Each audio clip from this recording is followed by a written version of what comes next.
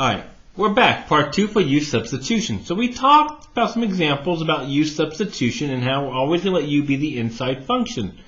And you were wondering to yourself, what is this magic? How does this work? Well, to do this, let's take a look at the chain rule. If we let y equal f of g of x, we know when we take the derivative, dy dx, we're going to take the derivative of the outside function and multiply that by the derivative of the inside function. Now, if I want to solve for y here, we have to undo that derivative. And we did this in my previous two videos where we solved for differentials. So the first thing we have to do is bring the dx over. So now we want to make sure we can go from here back to this f of g of x. We will get dy equals f prime of g of x times g prime of x dx. And now we have to undo the derivative. Well, what undoes derivatives? Antiderivatives. So we integrate both sides. Dy equals the antiderivative of f prime of g of x, g prime of x, dx. When we integrate the left side, it's not so bad. That's just y. Now there's a plus c1 there, but we're not going to worry about that. We talked about that in another video. But over here, we're going to use our use substitution. Notice, on the outside, we have g prime of x. That g of its main function, g of x, is on the inside. So this is what we call the reverse chain rule. We're going to start with the inside function, and we'll let that be u. So if u is g of x, du would be g prime of x dx. Don't forget that dx. And then dx, I could write that as du over g prime of x. Now, if you've ever wondered if mathematicians have a sense of humor, you will see, yes, we do. When I rewrite this, we get f prime of u times g prime of x, and I'm going to replace my dx with g prime of x. This is what we call the reverse chain rule, because we cancel out that outside derivative using the derivative of the inside function. And what we're left with is the antiderivative of f prime of u, whoop, that should be a u, not a dx, du, and here it is, mathematics humor. We are left with f of u. That's right, we actually write that. Now, plus c1. Don't forget your constant of integration, and if I replace my u, well, what was u equal to?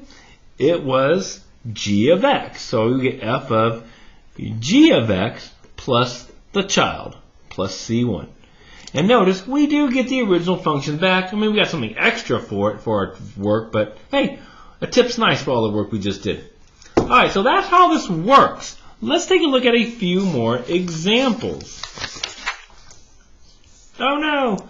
Time to get tricky with it. Now, eventually, for a problem like number 3, we're going to eventually do this one in our head. But right now, we are going to practice this. So, we always let u be the inside function. There are very few exceptions to that, and we'll talk about one or two of those in just a few moments. So if we let u be the inside function, that is going to be my 3x.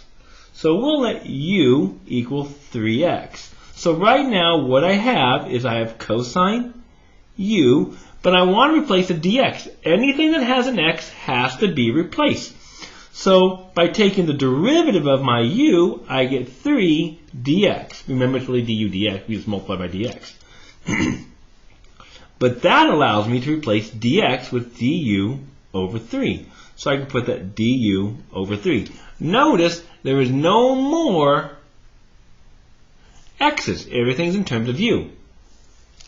We do have this 1/3 on the inside. We're going to factor that out. It's a constant, so I'm going to write this as 1/3 the antiderivative of cosine u du. Now, I don't know the antiderivative of cosine 3x, but I do know the antiderivative of cosine, which is sine. So we're going to be left with 1/3 sine of u plus c1. And now our last step, replace u. So we're left with 1/3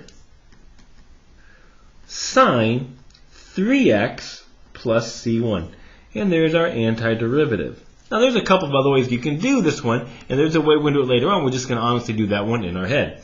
Now 4 is a tough one, so let's take a look here.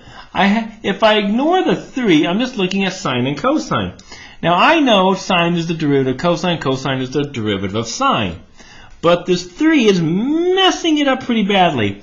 So I'm going to rewrite that. When we did chain rule at the beginning of the year, we always said anytime you see a trig function to a power, write that power on the outside times the cosine of 5x dx. Because what this is giving me is my inside. So my inside function is the sine function. So now when I do my u substitution, my u would be the sine of 5x. Be careful when you do the derivative. There is a chain rule here. Be careful. There's a chain rule. We're going to get cosine of 5x times 5, the derivative of my inside, dx. Don't forget the dx. And dx would be du over 5 cosine 5x. And I'm just going to replace everything. Oh, look, my favorite pickup line in mathematics, u cubed.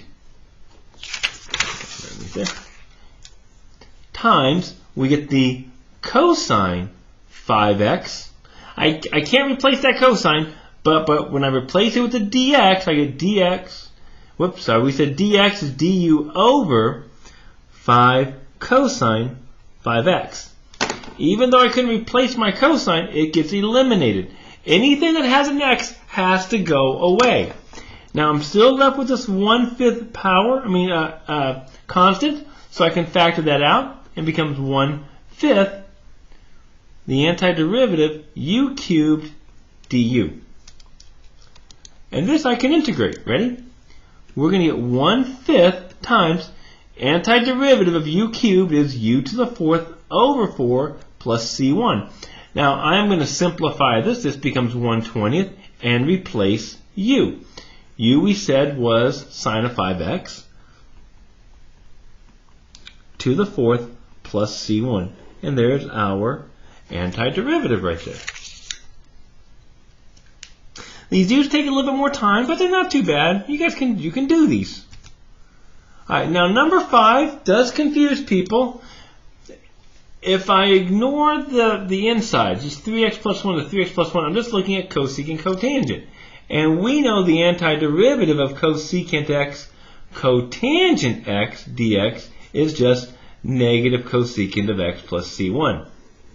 We're just replacing these x's, these insides, with this 3x plus 1. That's why these are chain rules, or reverse chain rules. There's an inside function. There's my inside. So we're going to let u equal 3x plus 1. Du is 3 dx, and give me dx is du over 3. So I can now integrate this. Now remember, the cosecant of x, cotangent of x, is negative cosecant of x. That 3, because I put a function inside of it, it changes my answer. It's a composite function. It's not the same as my original cosecant cotangent. So we're trying to get rid of that composite part, and that's what we just did. U substitution allows us to get rid of that composite part. So we're left with cosecant of u times cotangent of u. Well, not times u, of u, sorry about that. And du over 3. We replace our dx with du over 3. So now I know this part. This is just going to become negative let me do this first. Bring out that 1/3. We get negative 1/3, the antiderivative of cosecant u, cotangent u, du, positive 1/3. Sorry about that. Boy, I am on fire today. So what we're left with is 1/3. This becomes negative cosecant, so I can just take that negative cosecant out, plus c1. And if I replace u, 1/3 cosecant of 3x plus 1 plus our constant of integration right there. And there we go. Here's our answer. All right. Now, we've been talking about all the time where u is the inside. So let's take a look at an option where u is not the inside. So in this case right here, we have secant squared tangent of x. In this case, we don't have an inside function necessarily to pick from. Now there could be, but it depends on how really good you are with your trig. So I'm going to do this a real kind of simple way and just tell you this. Sometimes, we say sometimes one function is the derivative of the other, and that's what we look for. For example, in here, I know that tangent's derivative is secant squared. So take a look. Notice in every case, the derivative is what's going to get canceled. The derivative gets canceled. So I am going to let u equal the tangent of x. Its derivative, secant squared x dx, and I can replace dx with du over secant squared of x. So when I rewrite this, I'm only going to replace the tangent of x with u, and I'm going to replace the dx. So I know I'm going to be left with secant squared of x, u, du over secant squared of x. And of course, those cancel. No constants here, so we're left with just the antiderivative u, du, which is u squared over 2 plus our constant of integration. And our last step, replace u, and we're left with tangent of x squared over 2 plus c1. Now this is not the only way to do this problem. Right there. Let's take a look at another way we can solve this one. Ready? What if I wrote it like this? This depends on how much trig you know. Secant x times tangent of x dx. What's the derivative of secant? Secant tangent. So if I let u be secant of x, du would be secant x tangent of x dx. Dx would be du over secant x tangent of x. And then when I rewrite it, we would get u. Be careful, I'm only replacing my first two. This is a tricky one. Secant x tangent of x du over secant x tangent of x. And those all cancel. And what I'm left with again is u squared du, u, which becomes u squared over 2 plus c1, or secant squared of x over 2 plus c1. So I get a different answer, but they are the same. Now, how are they related to each other? That's those Pythagoreans. The constant is just a constant. You can write these in their Pythagorean form. You can see that they're actually they will actually be equal to each other. Right there. So it just depends how much trig you know. All right. Our last one is a very special one right here. Okay, let's just try this one right here. Again, I'm going to let u be the inside. If I let u equal 4x minus 1, we're going to see this example later on. This is a very special case for u substitution. So I just want to let you see this one because we're going to see this again later on. And then du would be 4 dx. Give me dx equals du over 4. But when I write it, let's take a look at what happens. X times u to the 1/2 dx becomes du over 4. Now notice, this is a weird case, because what did we just say? You cannot have your x and u in the same problem. Otherwise you have a problem. If I factor out the 1/4, I'm left with this, x times u to the 1/2 du. Now typically we're done. We can't do this. Oh no, we can't do. Or we have to find another way. Okay? Typically we have to do one of those options. But the big rule is you can't have x and u in the same problem. X and u can't be in the same problem. That's the big rule. Be in the same problem.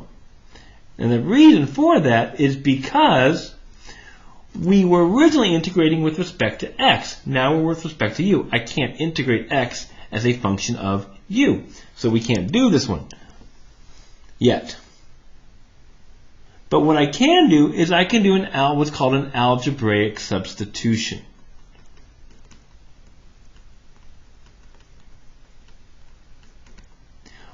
I can replace it. I know u is 4x minus 1. So therefore, I can say x is equal to u plus 1 over 4. And if I write this, I will get 1/4. The antiderivative, this is x. It becomes u plus 1 over 4 times u to the 1/2 du. And I'm going to do a couple of things here because I'm running kind of out of room right here, as you can tell. I'm going to factor out the 1/4. That's going to give me 1/16. And I'm going to distribute the u to the 1/2. That's going to give me u to the 3/2 plus u to the 1/2 du. And even though I could integrate this one, these are all now in terms of u. And we would get 1/16. And I'm going to be lazy, use a big bracket here. This becomes u to the 5/2 times 2/5 plus u to the 3/2 times 2/3 plus c1. And leave it alone except for replacing my u. 1/16, 2/5. U was this 4x minus 1 to the 5/2 plus 2/3, 4x minus 1 to the 3/2 plus c1. Close your bracket. Just try this one again. It's really not as bad as I made it out. I'll see you guys soon. Bye-bye.